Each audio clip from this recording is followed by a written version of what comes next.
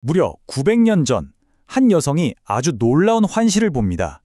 하늘을 끼를 듯한 거대한 철기둥이었죠. 오늘은 12세기 신학서 쉬비아즈스에 담긴 하느님의 심판과 구원에 대한 이 놀라운 환시의 비밀을 함께 파헤쳐 보겠습니다. 자, 이 환시가 어떻게 전개되는지 한번 살펴볼게요. 먼저 거대한 기둥이 등장하고요. 그 다음엔 그 기둥에 새겨진 세 가지 얼굴, 또 구원의 인물들, 그리고 마침내 솔로몬의 지혜로 이어지는 하느님의 메시지까지 그 의미를 하나씩 차근차근 풀어보겠습니다. 네, 환시는 바로 이 거대한 기둥의 등장으로 그 막을 엽니다. 환시의 한가운데 바로 이 기둥이 서 있었습니다. 기록을 보면 그 색이 아주 단단하고 차가운 철 같았다고 해요. 근데 이게 얼마나 컸냐면요. 그 높이를 도저히 잴 수가 없었대요. 이건 뭘 의미할까요?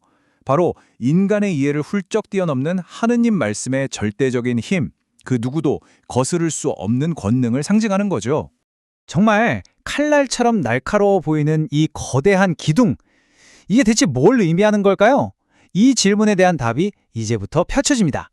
자, 그 거대한 기둥이 뭘 상징하는지에 대한 힌트는 바로 그 구조에 숨어 있었습니다. 기둥을 자세히 보면요, 세 개의 서로 다른 얼굴이 새겨져 있는데 이게 바로 구원의 역사를 관통하는 여정을 보여주는 거예요.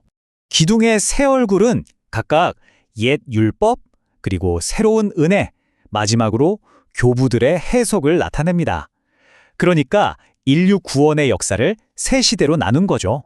먼저 첫 번째, 동쪽 면은 옛 율법의 시대예요. 아브라함, 모세, 그리고 여러 예언자들이 사람의 아들, 그러니까 메시아가 오시기를 간절히 기다리는 모습이 그려져 있습니다.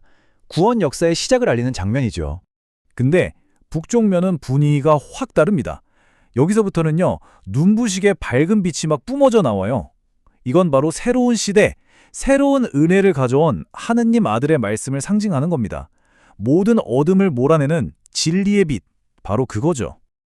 그리고 그 찬란한 빛 속을 보세요. 사도, 순교자, 수많은 성인들이 정말 큰 기쁨 속에서 걷고 있죠. 더 이상 기다림의 시대가 아니라는 거예요. 이미 완성된 구원의 은혜 속에서 살아가는 이들의 모습을 보여주는 겁니다. 마지막 남쪽 면은 좀 의미심장합니다. 미래에 대한 예언을 담고 있거든요. 이게 당겨진 활처럼 보였다고 하는데 활 시위를 떠난 화살처럼 처음에는 복음이 멀리 힘차게 퍼져나가지만 시간이 흐를수록 점차 그 힘이 약해질 거라는, 어떻게 보면 좀 경고 같은 메시지를 담고 있는 거죠. 자, 지금까지 기둥의 구조를 통해 구원의 역사를 살펴봤다면 이제 그 주변 인물들을 통해 구원의 대상이 누구인지 알아볼 차례입니다. 천사와 성인들, 그리고 좀 특별한 존재들이 등장하는데요. 바로 강제된 양들입니다. 환시를 보면 이 대비가 정말 뚜렷해요. 한쪽엔 기쁨에 가득 찬 구원받은 이들이 있고 다른 한쪽엔 어두운 옷을 입고 두려움에 벌벌 떠는 미스테리한 무리가 있습니다.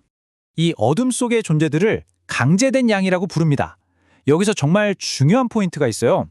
이 사람들은 하느님을 모르는 외부인이 아니라는 겁니다. 오히려 하느님의 지식 안에서 살고 있으면서도 자신의 악한 행동 때문에 어둠의 옷을 입게 된, 말하자면 길 잃은 신자들을 뜻하는 거죠. 바로 그때 이 강제된 양들의 운명에 대한 놀라운 비밀을 밝히는 하느님의 음성이 직접 들려옵니다. 옥좌에서 들려온 목소리는 이렇게 말합니다. 나는 그들을 생명으로 이끌기 위해 강제로 이끈다. 와, 이건 그냥 벌을 주겠다는 게 아니죠. 어떻게든 설령 강제로라도 구원의 길로 이끌겠다는 아주 강력한 의지를 보여주는 겁니다. 그렇다고 하느님의 징계가 그냥 마구잡이는 아니에요. 이 표를 보시면 아시겠지만 죄의 무게에 따라서 징계의 수위가 달라집니다. 가벼운 욕망에는 가벼운 채찍질이, 육체의 악한 죄에는 무거운 고통이, 그리고 정말 극심한 반항에는 가장 크고 날카로운 고통이 따르는 거죠. 아주 정확한 심판의 저울이라고 할 수 있겠네요. 결국 이 모든 고통스러운 징계의 최종 목표는 뭘까요? 바로 구원입니다. 파멸이 아니에요. 죄에서 돌이켜서 다시 생명으로 돌아오게 하려는 하느님의 어떻게 보면 좀 강제적인 사랑의 표현인 셈이죠. 그리고 이 정의의 원리는 성경의 지혜와도 딱 맞아떨어집니다. 자, 이제 마지막으로 이 환시가 보여주는 신성한 심판의 원리가 성경의 가르침과 어떻게 연결되는지 한번 살펴보겠습니다. 이 환시는 솔로몬의 지혜가 담긴 잠언 16장 2절의 말씀을 인용하면서 그 의미를 아주 명확하게 합니다.